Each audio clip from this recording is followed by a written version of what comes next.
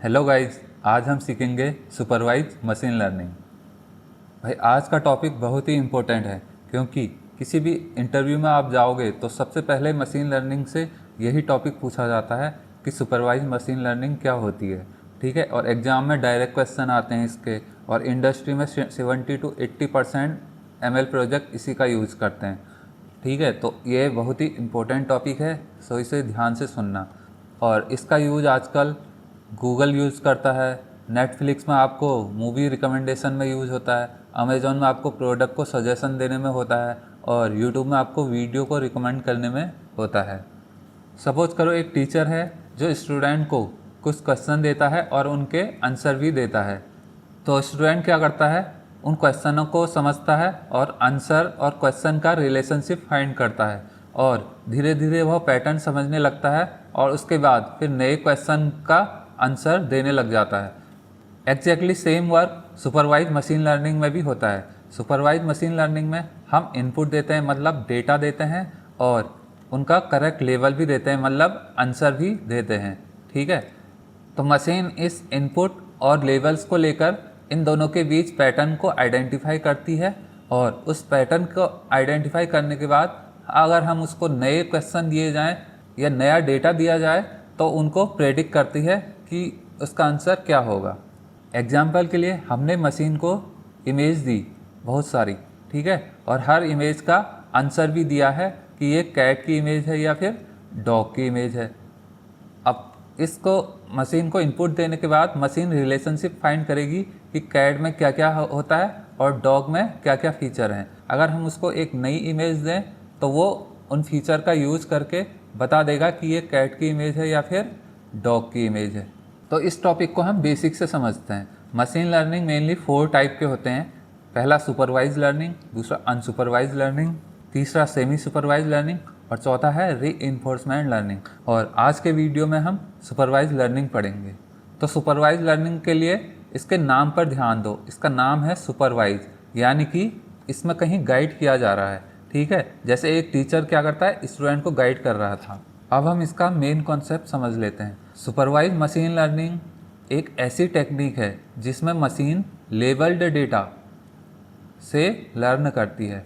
यहाँ पर देखेंगे कि लेबल डेटा क्या होता है। लेबल डेटा मतलब जिसमें आंसर हो। इसमें कुछ इंपॉर्टेंट टर्म है, जैसे समझ लेते हैं। जैसे ये सपोज करो हमें डेटा दिया गया है, ठीक है। इसमें क्या है कि हमें एक हाउस का फीचर पता होंगे कि हाउस का साइज़ क्या है, हाउस में कितने रूम है, ठीक है, और जो आउटपुट होगा वो है हाउस का प्राइस कितना है। ठीक है, मशीन को हम ये डेटा देंगे और फिर पूछेंगे कि बता भाई इस हाउस के लिए जिसका हाउस साइज़ 2000 स्क्वायर फीट है और 4 रूम है, बता इसका प्राइस कितना होगा। तो इसको बताने के लिए पहले ये डेटा उसको ट्रेनिंग के लिए देना पड़ेगा, जिससे वो पैटर्न सीख सके। तो इसमें ये वाले पार्ट्स को बोलते हैं इनपुट डेटा, ठीक है, और ये वाला पार्ट जिसे प्रेडिक्ट करना है या आउटपुट को बोलते हैं लेबल, और इस दोनों को बोलते हैं डेटा सेट। ठीक है, अगर ट्रेनिंग डेटा में जिससे मशीन ट्रेन हो रही है उसमें लेबल है तो उसको बोलते हैं सुपरवाइज मशीन लर्निंग, और अगर ट्रेनिंग डेटा में केवल इनपुट डेटा है, लेबल नहीं है, तो उसको बोलते हैं अनसुपरवाइज मशीन लर्निंग। ये हम नेक्स्ट वीडियो में पढ़ेंगे।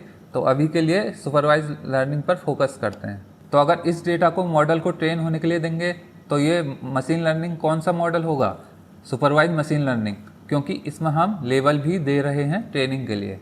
अब ओवरऑल क्या होता है ये समझ लेते हैं। हम मशीन को इनपुट डेटा देंगे, ठीक है, इस डेटा से मशीन क्या करेगी, डेटा से ट्रेन होगी, मतलब मशीन इस डेटा में देखेगी क्या पैटर्न है, क्या रिलेशनशिप है, ठीक है, और वो पैटर्न को फाइंडिंग करेगी। उसके बाद हम कोई नया डेटा देंगे तो वो मशीन जो ये पैटर्न उसने सीखा है इसके अकॉर्डिंग उस नए डेटा को लिए प्रेडिक्ट करेगी, मतलब कि ये इमेज किसकी है, कैट की है या डॉग की है, तो वो प्रेडिक्ट करेगी।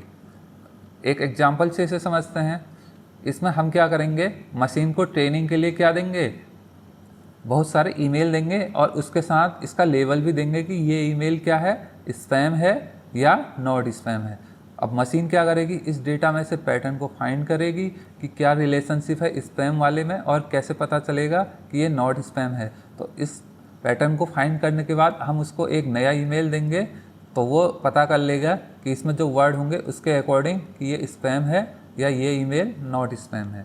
तो ओवरऑल क्या है कि हम इनपुट देंगे, मशीन की ट्रेनिंग होगी, पैटर्न फाइंड करेगी मशीन और उसके बाद नए डेटा के लिए वो प्रेडिक्ट करेगी।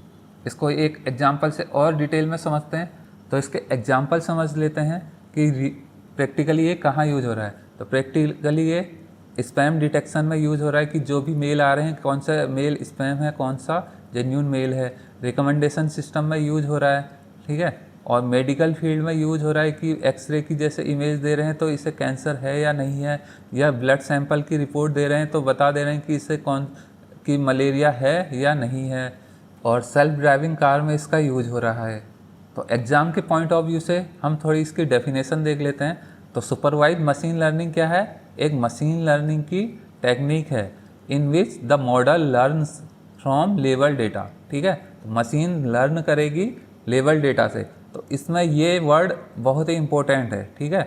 अगर आपने इंटरव्यू में ये वर्ड बोल दिया कि लर्न करती है फ्रॉम लेबल डेटा तो इंटरव्यूअर समझ जाएगा हाँ बंदा पढ़ के आया है, ठीक है।